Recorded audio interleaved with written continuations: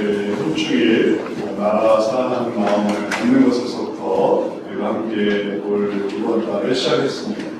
그리고 이제 오늘 6월 16일 셋째 주에 이르러서는 일주일도 지나가고 또 6월 달에 여기도 오늘도 다 완성이 돼가고 있습니다. 우리가 하나님 말씀 생각하면서 하나님께서 우리에게 주시는 나라의 의미를 생각했을 때 나라를 위해서 기도하고 또 나라를 위해서 일하고 이런 것을 묵상하며 우리가 신앙의 발전을 사모했습니다. 이제 나라에 관한 이야기에서 조금 더 우리가 깊게 더 올라가기를 바랍니다. 그것은 뭐냐면 하나님 나라를 바라보는 것이죠. 어차피 하나님 나라에서 의미가 있기 때문에 나라를 위해서도 기도하고 또 나라를 위해서도 일하는 것을 생각했었습니다. 우리가 무슨 정신교육하는 것도 아니고 나라를 사랑합시다, 나라를 위해 일합시다, 이게 무슨 정부 기관에 있는 게 아니지 않습니까? 그것은 다 하나님이 기뻐하시기 때문에 그걸 기뻐하시는구나. 그리고 또 그렇게 하면서 이게 다른 사람을 위해서 내가 살아야 되는구나. 나를 위해서 사는 게 아니라 하나님께서 보여주신 그 은혜를 위해서 살아야 되는구나. 우리가 이렇게 깨닫는 것은 근본적으로 하나님의 나라가 있기 때문에 그런 것입니다. 하나님의 나라를 우리가 생각하기 때문에 이 나라도 생각하는 거지, 만약에 하나님의 나라를 생각하는 게 아니었으면 이 나라를 생각하는 것도 아닙니다.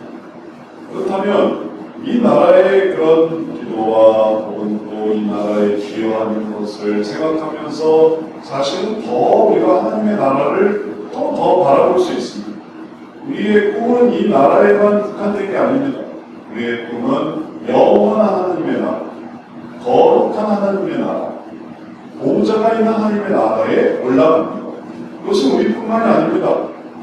모든 믿는 자들의 소망이 바로 그것이었습니다.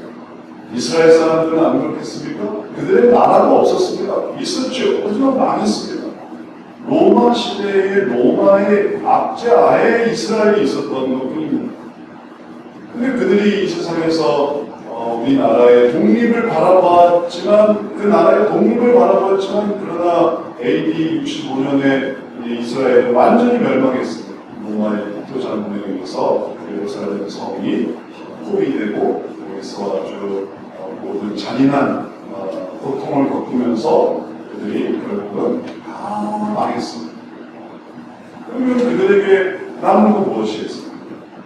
또 예루살렘 성에 모여서 죽어간 이스라엘 사람들은 거기에 있던 사람들이지만 불빛 터진 그 이스라엘 사람들의 의미는 뭐겠습니까? 결국은 하나님의 나라를 생각하기 때문에 그것이 의미가 있는 것이죠. 우리도 우리가 나라가 없었던 때가 있었고 또 일제 시대 때 지배를 받았던 때도 있었고 나라가 생기기를 간절히 바랐던 때도 있지만 그때 믿었다가 세상을 떠나는 분들에게 소망은 뭐겠습니까? 나라가 세워지는 걸 보지 못하고 죽었지만 그러나 그들의 삶이 헛되지 않았던 것은 하나님의 나라를 구하기 때문에 그런 것이죠. 지금도 마찬가지입니다. 우리가 이 세상을 보면서 이 나라가 더 잘되고 더 발전되기를 바라지만 그러나 이루지 못한 꿈이 있을 수 있습니다. 통일이 안 된다든지 아니면 경제가 아직도 연약하다든지 아니면 중국이나 일본의 그런 어떤 정치적인 그런 사이에서 이 나라가 지속된다든지, 그리고 우리 생전에 그런 어떤 나라의 어떤 발전과 혹은 나라의 어떤 번영을 못 보고 죽을 수도 있어요. 그럼 우리는 헛된 삶을 사는 것입니까? 당연히 그렇지 않습니다. 왜냐하면 우리는 최선을 다하는 것이에요. 우리 살고 있는 시기에 최선을 다하는 것이에요. 그것이 전시건 아니면 그것은 일제시대가 아니면 전시건 아니면은 보릿고개를 겪던 50년대, 60년대의 그 비참했던 시절이던 아니면 70년대, 80년대 발전의 시간이던 아니면 지금 이제 2024년에서 또 우리가 경험하는 이 시대이건 간에 앞으로도 마찬가지죠. 2020년에 태어난 아이들, 2030년에 태어난 아이들, 2040년에 태어난 아이들, 우리가 또 살다 그런 날을 보였죠. 2040이라는 그런 시대를 완벽하진 않지만 거기서 우리가 봤던 것은 하나님의 나라 하나님의 나라. 그 나라를 바라볼 때 우리는 최선을 다했다. 우리는 거기서 하나님의 나라를 볼 수 있었다. 깨닫는 것이에요. 그러니 우리가 단순히 이 세상 나라에만 우리의 관심과 우리의 노력을 기울이고 또 우리의 관심사를 이 나라에만 둘 것이 아니라 더 올라가서 하나님의 나라를 바라봐야만 합니다. 나를 사랑하는 사람들 많죠.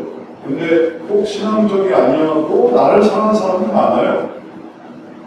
그는 또 어떤 무슨 위치에 있든지 다 마찬가지로 나를 다 사랑해요. 이런 방식으로 살아고 저런 방식으로 살아가는 거죠. 이렇게 해야 나라가 잘 된다. 저렇게 해야 나라가 잘 된다. 그 의견이 다를 뿐이지만 다 나라를 사랑해요.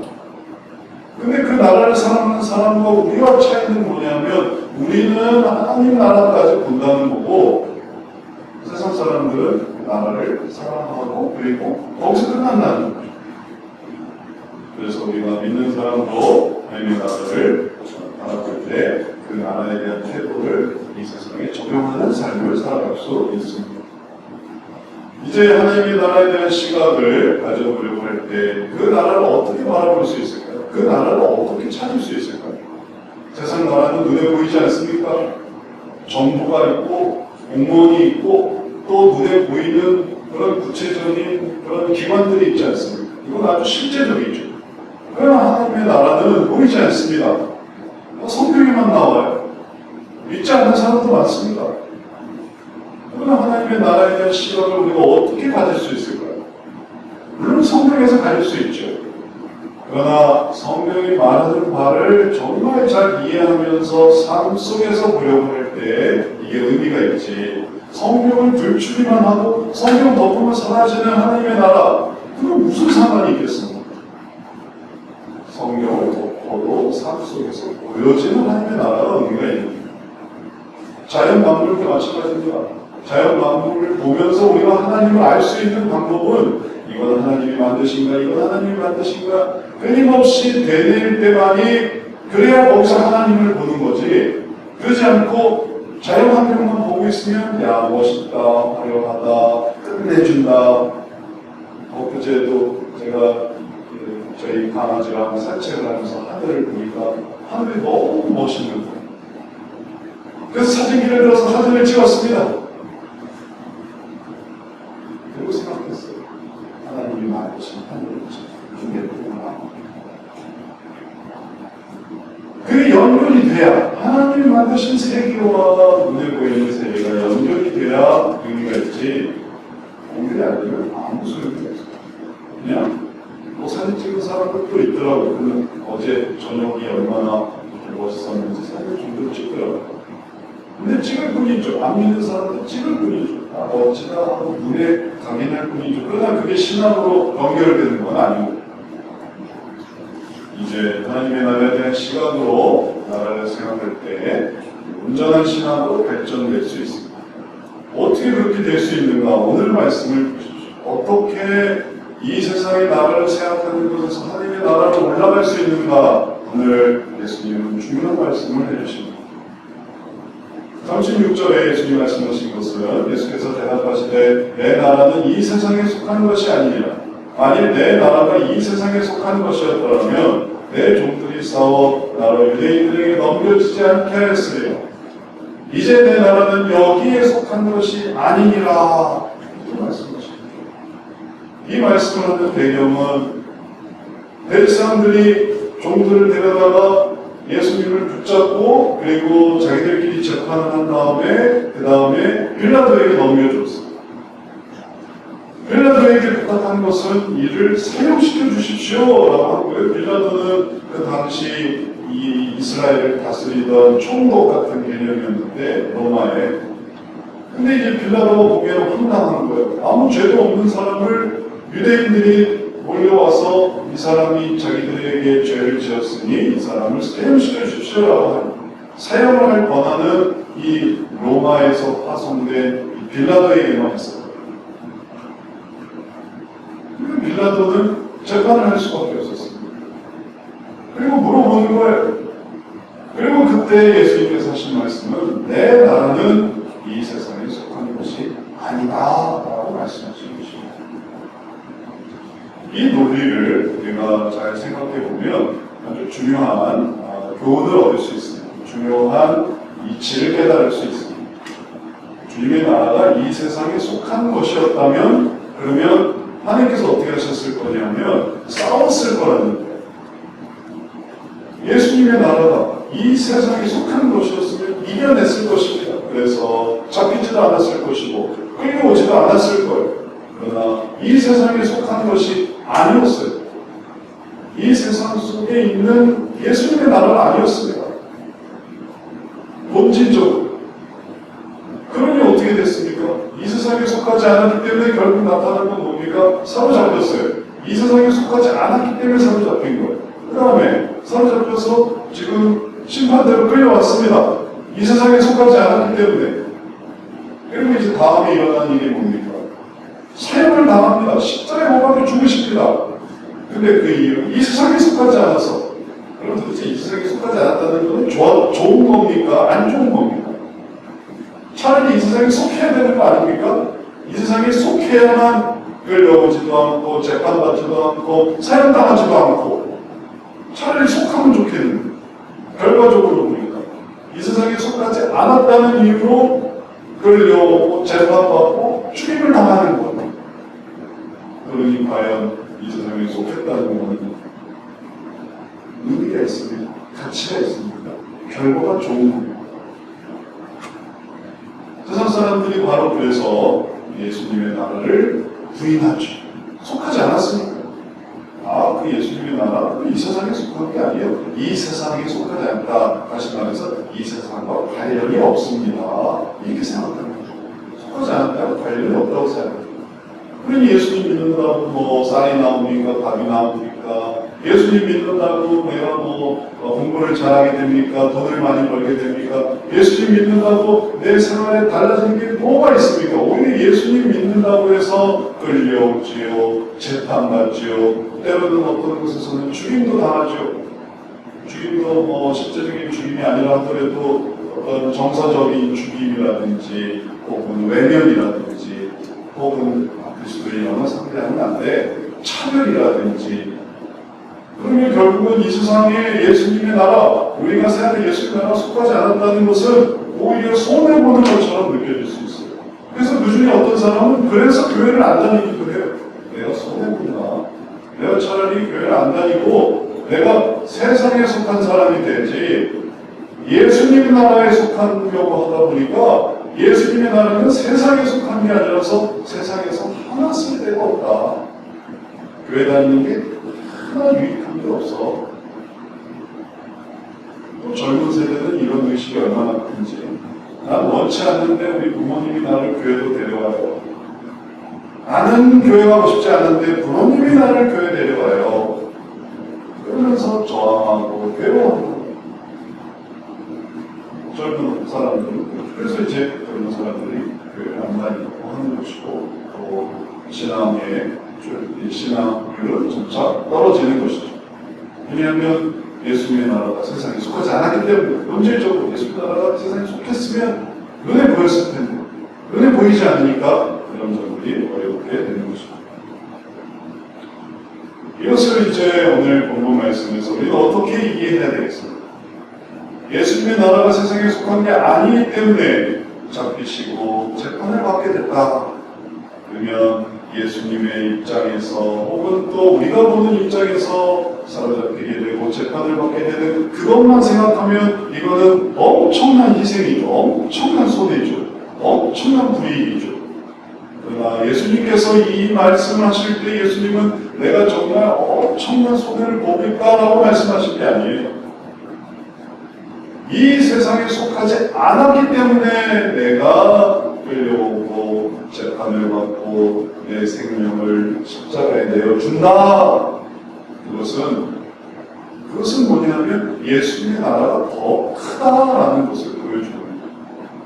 예수님은 단순히 이 세상에 와서 끌려오지 않고 재판도 안 받고 십자가에도 안 달리고 그러기 위해서 오신 게 아니에요. 오히려 예수님은 이 세상에 오셔서 끌려오고 재판을 받고 십자가에 달려 죽으시기 위해서 이 세상에 오셨어요. 왜냐하면 이 세상에 속한 것이 아니라 이 세상을 속하고 계시기 때문에, 오히려 세상이 예수님 안에 속해 있기 때문에 그런 겁니다. 마치 우주와 지구를 생각해 보십시오. 지구 안에 우주가 들어가 있습니까? 우주 안에 지구가 들어가 있습니다. 지구 안에 우주가 어디 있겠어요? 우주 안에 지구가 있는 거죠. 지구 바깥을 우주라고 하는 거죠. 지구 안에는 우주 없습니다. 우주 안에 지구가 있는 거예요. 이 우주가 더 큰 개념이에요. 아니, 비교할 수 없이 무한한 개념, 우주 개념, 크기를 파악할 수 없어요. 왜냐하면 우주는 지금도 커지고 있습니다. 그러나 지구는 딱 크기가 정해져 있어요. 하나님의 은혜와 사랑은 무한하고, 그 무한하고 크신 세계 속에서 우리가 살아가고 있는 이 시기가 펼쳐져 있는 것입니다. 이 시기도 그 전 시기, 전 시기를 이렇게 쭉 이렇게 나열을 해 보십시오. 그러면 그것이 일별로 이렇게 살아가고 있는, 우리는 그 중에 한 시기를 살아가고 있는 거예요. 몇 년부터 몇 년까지의 시기를. 우리나라의 역사 속에서 우리는 이 2000년대를 살아가고 있는 거죠. 요 짧은 시기를 살아가고 있는 거죠. 그러나 하나님은 우리나라 같은 이러한 이 역사뿐만 아니라 세계의 역사와 그리고 이 세상의 역사를 다스리시는 분이십니다. 그리고 이러한 예수님의 다스리심 속에서 우리를 구원하시기 위해서, 이 죄 문제를 해결하시기 위해서 예수님은 그 죄의 희생자가 되세요. 그래서 사로잡히시는 거예요. 그리고 재판 받으십니다. 억울하게 재판 받으세요. 유대인들은 죄목을 뭐라고 정했냐면 유대인의 왕이라고 합니다. 이 사람이 유대인의 왕이라고 합니다. 그게 죄목이에요. 그리고 죽여달라고 하는 거예요. 우리한테 왕이 필요 없습니다. 우리의 왕은 로마의 가이사예요. 우리의 왕은 가이사예요. 근데 이 사람이 우리의 왕이라고 해서 우리한테 자꾸 이래라 저래라 하고 이거 하라 저거 하라고 합니다. 그러니 우리에게 왕으로 왔다는 이 사람을 없애주세요. 그들의 반응이었습니다. 그리고 빌라도는 그 우리의 이 압박과 그리고 또 자기의 정치적인 인지 때문에 정말 그렇게 들어줬어요. 그래서 그들의 죄악으로 인해 예수님은 죽으셨는데 그것은 사실이었어요. 그들의 왕이었다고. 그렇게 죽으신 예수님이 부활하셔서 이제 내가 너희들을 용서해 준다. 회개해라. 그럼 내가 너희들을 용서해 준다. 죄의 희생자로서 그 죄를 용서해 주실 수 있고, 이제 이걸 믿고 받아들이고 회개하고 받아들이면 구원을 받는 거예요. 예수님의 사람들이 되면 제가 주님을 왕으로 받아들이겠습니다. 저를 용서해 주세요 하면 구원을 받는 거고, 아니요, 주님은 나랑 아무 상관없습니다. 나에겐 왕이 없습니다 하면 그가 이 세계 속에 세계를 다스리는 하나님의 심판대 앞에 서고 그리고 심판을 받는 거예요. 이 세계는 그 모든 죄악들에 대해서. 그것이 우리나라 사람이라서 우리나라 사람이라 우리나라의 법에 저촉을 받고, 또 외국 사람은 우리나라 법 저촉을 안 받아요. 그럼 그냥 나가버리면 그만이에요. 요리조리 빠져다니면 도대체 그 사람은 어느 나라 사람입니까? 뭐 어떤 가상 재산, 가상 화폐를 만든 사람인데 이 사람이 여기 갔다 저기 갔다 하면서 자기 죄를 막 이렇게 숨기려고 했는데 결국은 잡혔죠. 근데 어떤 경우에 잡히지 않는다고 생각했어요. 악을 저질렀는데 어느 법에서도 잡히지 않았어요. 그럼 그가 편안히 세상을 떠나면 그래도 그의 죄는 없어지는 것일까요? 그렇지 않습니다. 주님을 벗어날 수가 없어요. 그의 영혼이 끝났을 때, 그의 육체가 끝났을 때 그 영혼에 대한 주님의 심판을 벗어날 수가 없어요. 그래서 거기서 또 심판을 받는 거예요. 그게 모이는 것이 바로 지옥입니다. 이제 우리는 그 죄로 심판받지 않게 되기 위해서 우리를 위해서 희생하신 예수님을 믿을 때 구원과 사랑을 받게 되고, 그 나라에 갔는데 그 나라는 이 세상에 속한 게 아니었어요. 다행이죠. 이 세상에 속하지 않은 게 다행이죠. 이 세상에 속했으면 어땠겠습니까? 또 이 세상과 싸움하고 시기를 하고 또 공격하고 반항하고. 예수님의 나라는 그런 나라가 아니에요. 예수님의 나라는 그 이상인 나라예요. 이 세상의 그런 것에 이 뭔가 이겼다 졌다 또 이기도 하고 지기도 하고 그런 나라가 아닌 거예요.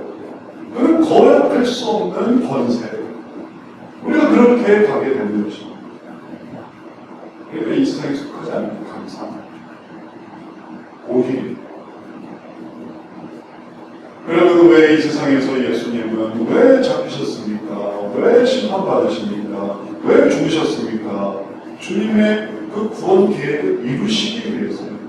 그리고 그 구원 계획을 이루시는 것이 하나님의 나라에 큰 의미가 있는 거예요. 세상에서는 의미가 없죠.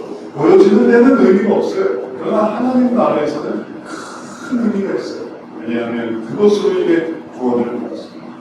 사람들이 그것으로 구원을 받았습니다. 그 구원을 받으면서 주님의 사랑이 나타난다. 그래서 예수님이 이 세상에 속하지 않은 나라의 권세로서 그 나라의 왕으로서 이렇게 희생하신 것은 우리를 사랑하시기 때문에 구원하시기 때문에 이제 우리가 이것을 깨달으면 이 세상에 속하지 않은 주님의 나라로 들어가는 것입니다. 왜냐하면 그 고백을 통해서 그 나라에 속하는 사람이 되기 때문에 그런 것이죠.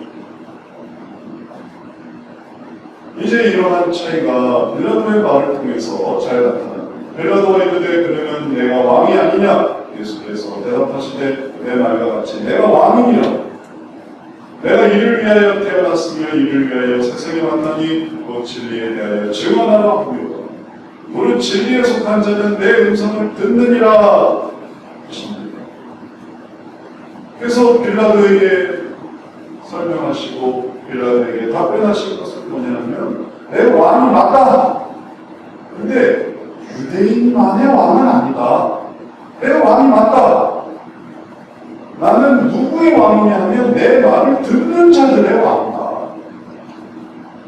그들의 왕. 유대인들도 그들 중에 한 사람인 거죠. 그들을 위해서 오시기만 한 건 아니니까 그들만의 왕은 아닌 것이지 모든 인간에게 주님은 오셔서 내가 왕이다. 그럼 그 왕의 백성은 누굽니까? 그 말을 듣는 사람이 백성입니다. 예수님이 오셨는데 그 말을 거부하고 신경도 안 쓰고 무시하고 부인하고 그 사람이 무슨 백성이에요? 그 사람에게는 예수님이 아무 상관이 없는 거죠. 그러나 그 사람이 그 말씀을 듣고 주님은 왕이십니다. 주님은 나의 왕이십니다. 제가 주님의 말씀을 듣습니다. 라고 할 때 그때 그는 그의 백성이 되고 그는 진리 안에 거하게 됩니다. 예수님이 진리이십니다. 진리에 속한 자가 내 말을 듣는다. 이제 이것을 우리들에게 설명해 주실 때에 이 세상에 속하지 않은 예수님의 나라는 진리예요. 그것은 완벽한 진리입니다. 이 세상에는 모든 비진리가 섞여 있어요. 완벽한 심판이 어디 있습니까? 완벽한 재판이 어디 있습니까? 완벽한 일들이 이 세상에 없어요. 왜냐하면 그것은 항상 결핍되어 있고 결함이 있고 뭔가 부족한 게 있습니다. 그래서 그런 부족함 때문에 그것은 완벽할 수 없어요. 유한하기도 하고 동일한 판결이 어떤 때는 유죄가 되기도 했다. 어떤 때는 무죄가 되기도 했다. 그리고 또 어떤 때는 그 모든 것을 싹 쓸어버리고 새로운 기준이 나오기도 했다. 힘 있는 사람이 의가 되기도 했다. 이 세상은 뒤죽박죽. 그러나 오직 그 모든 것에 하나도 결핍이 없는 예수님의 나라에만 여기에 진리가 있습니다. 거기 모든 것이 다 있습니다. 있었던 모든 것이 다 있어요. 왜 그랬을까요? 그 전에 무슨 일이 있는 거죠. 그게 다 있어요. 모든 재료가 다 있어요. 모든 자료가 다 있습니다. 왜냐하면 세상에 속한 것이었으면 그 속에 속한 것이었으면 부분적이지만 속하지 않았기 때문에 이 전체가 보이는 거예요. 강물이 더러우면 더러운 이유가 있죠. 거슬러 올라가면 위에서 누군가 오물을 자꾸 투여하고 있어요. 투하하고 있어요. 그러니까 강물이 더러워지는 거죠. 근데 하루에서는 그게 안 보여요. 몰라요. 왜 강물이 더러워졌지? 무슨 일이지? 몰라요. 그 강물 밑속에 무슨 일이 있는지 몰라요. 들어가 보지도 않고 들어가면 엄두도 안 나고. 그래서 항상 모르겠다. 누가 쓰레기를 버리는지, 밑에서 어떤 것들이 생겨나는지, 물 밖에서는 다 보이고, 안에 속해 있을 때는 보이지 않죠. 그래서 예수님은 진리이시고, 예수님의 말씀은 우리들에게 어디로 나아가는지를 보여주는 가장 중요한 반영이 되는 것입니다. 이제 이러한 예수님의 말씀이 진리임을 깨닫고 그 진리에 속하기를 원하는 사람이 예수님의 말씀을 듣고, 예수님의 말씀을 듣는 사람이 진리에 속한 사람입니다. 그래서 예수님께서 이 세상에 오셨을 때에 그를 믿는 자들이 진리에 속하는 자들, 또 그 말씀을 듣는 자들, 그리고 그러한 구원의 소망과 변화 속에서 있는 자들이 지금까지도 살아오고, 우리도 2000년 전에 아직도 이 복음을 살았지 않았어요. 2000년 전에 오신 그 예수님 우리가 믿고 있는데, 예수님이 2000년 전에 오셨다는 것뿐이지 예수님의 시간은 사실은 태초부터 올라갑니다. 태초부터 올라갑니다. 그 세계에 우리가 들어가는 거죠. 우리의 짧은 유한한 삶 속에서 영원한 삶으로 들어가는 거예요. 그리고 또 기대되는 것은 이 다음 세상은 어떨까? 우리에게 비밀이에요. 이제 다음 세상은 어떨까? 이 세상은 이랬는데, 이 세상은 하늘과 있고 땅이 있었는데, 다음 세상은 어떨까? 성경은 무슨 새하늘과 새 땅이라고 했습니다. 새하늘과 새 땅에 생기는 다음 세상을 우리가 기대할 수 있습니다. 그것이 진리이기 때문에 그런 거죠. 이제 우리가 이러한 나라를 바라보고 그 나라 속에 살고자 하면 주님이 주시는 그 진리를 받아들이는 거예요. 주님이 말씀하시지 않습니까? 진리에 속한 자는 내 음성을 듣느니라. 내 음성을 듣는 자가 진리에 속한 자고, 진리에 속한 자가 내 음성을 듣는 거예요. 진리를 사모하는 자가 내 음성을 듣는 거고, 내 음성을 듣게 되면 또 진리를 사모하게 돼요. 주님이 그 기준입니다. 그래서 우리가 이러한 예수님의 나라에 살고자 할 때 주님이 전하시는 진리를 받아들이고 그 진리를 실천하면서 주님의 나라를 기다리며 살아가는 자들이 되는 것입니다.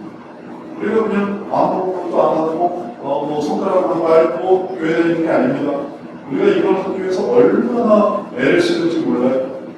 우리 이렇게 신앙생활 이렇게 하기 위해서 우리 각자가 하는 그 애씀과 노력이 얼마나 귀한지를 믿지 않는 사람과 한번 비교해 보세요. 믿지 않는 사람들이 얼마나 자유로운가 생각해 보십시오. 그들은 교회 갈 필요도 없죠. 신앙생활 할 필요도 없어요. 기도할 필요도 없고, 말씀대로 살아갈 필요도 없습니다. 그들은 자유 그 자체예요. 그리고 자기들이 원하는 걸 하는 거. 그러나 믿기 위해서 우리들은 교회를 가야죠. 또 신앙생활 해야죠. 헌금도 해야죠. 또 말씀을 상속에 지키기 위해서 애를 써야죠. 그럼 그거는 뭐 헛된 일입니까? 아니죠. 그 나라를 만들어가고 있고, 그 나라의 사람이 되어가고 있고, 그걸 어려서부터 지금까지 모태신앙인 사람은 태어나면서부터 지금까지 하는 거고, 2대, 3대째 되는 사람은 그걸 2대, 3대 동안 계속 해오고 있는 거예요. 그래서 주변에 안 닿는 사람이 없는 거예요. 교회를 안 닿는 사람이 없어요. 왜냐면 2대, 3대째 하고 있으니까. 아니면 내가 모태신앙이니까. 아니면 내가 믿기 시작했으면, 내 인생에서 믿기 시작했으면, 내가 과거에 했던 것을 지금도 하고 있는 것입니다. 나는 지금 뭘 하고 있을까요? 주님의 나라를 기다리고 있는 거죠. 그 나라를 만들기 위해서 노력하고 있는 거죠. 그 사람이 지금도 주님의 나라를 생각하면서 이 세상의 하늘의 나라를 허투르고 있습니다. 주일에 뭐 하세요? 교회 가는데요. 돈은 어떻게 쓰세요? 헌금하는데요. 술은 왜 안 드세요? 저는 신앙이 있어서요. 왜 방탕한 생활을 안 하세요? 제가 하나님을 믿어서. 그걸 듣는 순간, 그걸 아는 순간, 그걸 보는 순간, 다른 사람에게 야, 저렇게 사는 저런 특이한 사람들이 있구나. 그런 거 없이 이 세상에 속해서 막 살아가는 사람들 외에 하나님의 나라에 속해서 그 나라를 만들고 노력하는 사람들이 있구나. 그 사람들의 존재가 우리들에게 통계로 잡혀요. 교회 다니는 사람으로, 혹은 헌금하는 사람으로, 신앙생활 하는 사람으로, 혹은 또 경험적으로 잡힙니다. 저 사람도 교회 다니고, 나한테 교회가 다니고. 또 그 사람은 참 정직해. 참 그 사람은 교회를 다니는데 그 사람은 진실해. 그 사람은 또 순수해. 그 사람은 온유해. 그 사람이 교회를 다니는데 하나님의 나라가 어떤 것인지를 보여주는 사람들입니다. 노아의 방주가 바로 이런 것을 보여주었습니다. 담대히 모든 생각하는 사람들이 악할 그때 노아의 방주를 만드는 그 노아의 가족들은 참 특이했어요. 그 사람은 도대체 뭐 하는 사람들인지 모르겠어요. 그 사람들이 방주를 짓는다고 그 가족들이 애를 쓰는데 그 밖에서 본 사람들은 그 사람은 도대체 저 사람들은 뭐 하는 사람들이고 어디에 속한 사람들이가 얼마나 한심하게 받겠습니까? 바닷가에 짓는 것도 아니고 나무가 많은 산속에다가 방주를 지어대는데 저게 배냐 건축물이냐 집이냐 또 거기에 동물들 집어넣는 거 생각해 보십시오. 동물들은 왜 거기다 다 집어넣어요? 네?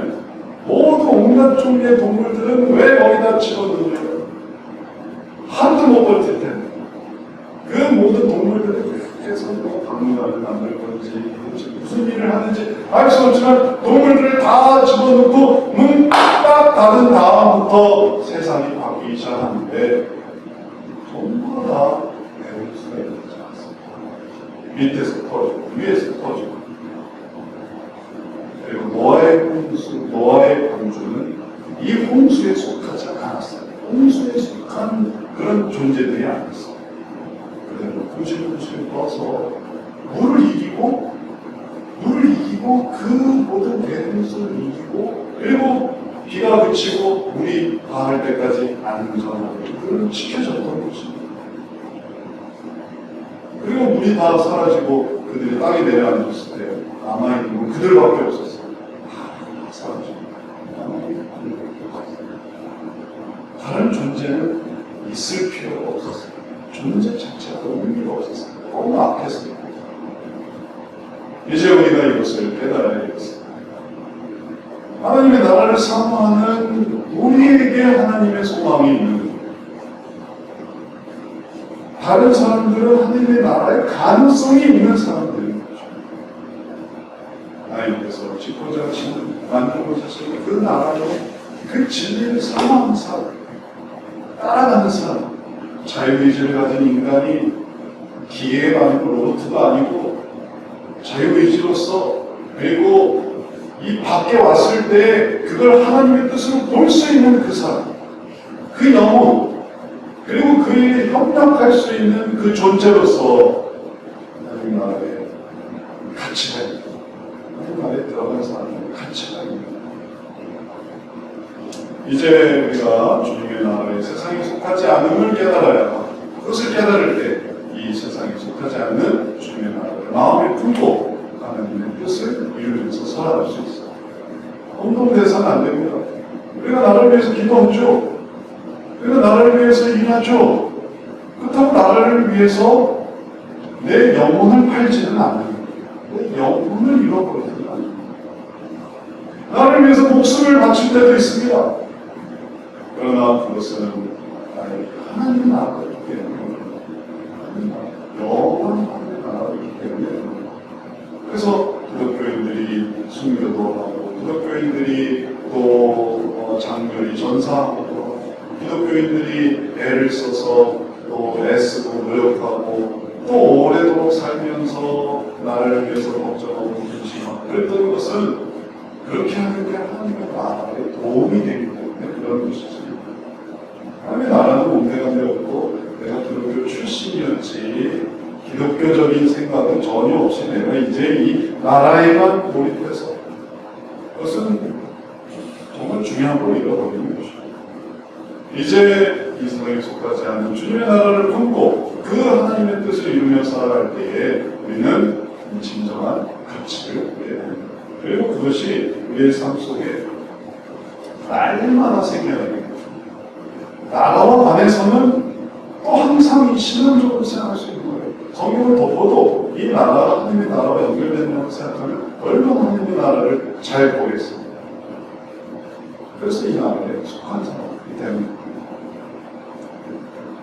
빌라도와 예수님의 대화는 바로 이러한 삶 속에서의 일들을 보여줍니다. 빌라도가 이렇게 물었습니다. 빌라도가 다시 관정에 들어가 예수를 불러 이르되 내가 유대인의 왕이냐? 예수께서 말씀하십니다. 예수께서 대답하시되 이는 내가 스스로 하는 말이냐? 다른 사람들이 나에 대해서 내가 한 말이냐? 중요한 차이예요. 내가 스스로 하는 말인가 다른 사람이 나에 대해서 내게 하는 말이냐? 이건 아주 중요한 차이예요. 왜냐하면 그의 본질을 보여주고 있거든요. 빌라도가 말합니다. 빌라도가 대답하되 내가 유대인이냐? 네 나라 사람과 대리사들이 너를 내게 넘겼으니 내가 무엇을 하였느냐? 내가 말하는 게 아니다. 유대인의 왕 이에는 너 나라 사람과 너 나라의 대리사들이 하는 말이야. 나는 아무 상관이 없다. 그냥 네가 뭔 잘못된 일을 했는지만 말해라. 빌라도는 철저히 선을 풀었습니다. 예수님께서 그렇지 않습니까? 네가 하는 말이냐? 아니면 남이 하는 말이냐? 남이 하는 말이다. 내 말은 조금도 없다. 그렇게 말했어요. 그래서 예수님은 왕이신데 유대인에게 왕이셨고 빌라도에게 왕이야. 빌라도는 그건 남이 하는 말이지 내 말은 아니야. 그래서 빌라도는 예수께서 가사가 아닌 거죠. 이제 우리가 이곳에 살아가고 있습니다. 우리는 주님이 왕입니까? 왕이 아닙니까? 우리가 주님을 말하는 건 내가 하는 말입니까? 다른 사람이 하니까 하는 말입니까? 우리는 무슨 말을 하고 있어요? 내 속에서 하는 말이에요. 남이 하는 말이 아니고 내 속에서 하는 말이에요. 그래야 내가 그 나라의 백성인 거예요. 이 짧은 대화 속에 빌라도의 위치가 딱 정해져요. 그는 자기라는 조금도 상관이 없구나. 조금도 상관이 없구나. 우리는 이 세대에서 예수님의 나라에 속한 자들이었습니다. 세상의 나라의 하나님의 뜻을 실천하는 자들. 이 하나님의 나라는 무엇과 싸우냐면 핍박, 박해, 혹은 고통 이런 거 싸우는 게 아닙니다. 이 나라는 항상 외면, 무관심, 혹은 또 그 일에 대한 어떤 관심 없음 이런 것들과 싸우고 있습니다. 다시 말해서 우리가 예수님의 사람이라면 예수님 나라에 속한다면 이제 예수님이 왕이신 겁니다. 제가 그 나라의 백성입니다. 고백하면서 살아야 됩니다. 그러지 않고 그게 남이 하는 얘기입니다. 남은 그런 말을 참 안 해요. 나도 그 배움에 있어서 그걸 읊을 수도 있는데 내 기도는 내 기도가 아니에요. 이 기도는 네 기도냐 남 기도냐? 남 기도인데요. 그럼 이게 무슨 상관이 있겠어요? 내 신앙생활은 내 것이고 또 이러한 고백인데 하나님의 뜻이 실천입니다. 그 한마디 말에 이건 제가 하는 말입니다. 제가 궁금합니다. 당신은 정말 유대인의 왕이십니까? 내가 유대인의 왕이고 너의 왕이다 하면 그가 백성이 되는 것이고 사람들에게 왕이신데 나랑은 상관이 없네요 하면 그건 그 나라의 이름이지 나는 상관이 없네요. 이제 우리가 예수님의 나라를 생각하면서 이 세상에 하나님의 뜻을 실천할 수 있는 한 사람의 존재로 우리가 예수님을 따라가는 자들이 되어야 되겠습니다. 그럴 때 우리는 세상에 속한 자들이 아니라 예수님께 속한 자, 그리고 신앙과 생활이 일치되는 삶을 살아가는 자. 그럴 때 우리들이 우리 속에 있는 이 모든 세상적인 영향으로부터 벗어나서 예수님께 속하기 때문에 이제 내가 그 나라의 소망을 갖는 거죠. 그 나라를 위해 움직이는 거. 그 나라를 위해서 숨을 쉬고 있어요.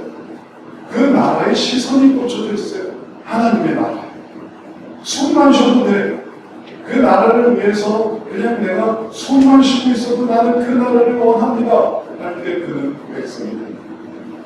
또 좀 더 할 수 있는 사람들은 그 나라를 위해 내가 내 정성을 드리고 그 나라를 위해 내 사랑을 드리고 그 나라를 전파하는 한 사람으로서 내가 역할하고자 할 때에 그 나라가 더 풍성해지는 것이죠.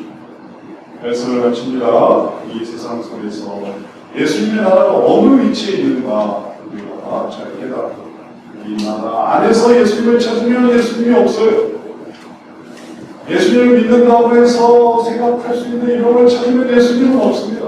그러나 그 바깥에서 예수님이 주시는 영혼, 소망, 예수님이 주신 그 모든 귀한 것들을 바라보고 그 나라로 더욱더 나아가는 당신의 되시기를 주의 이름으로 축원합니다. 주님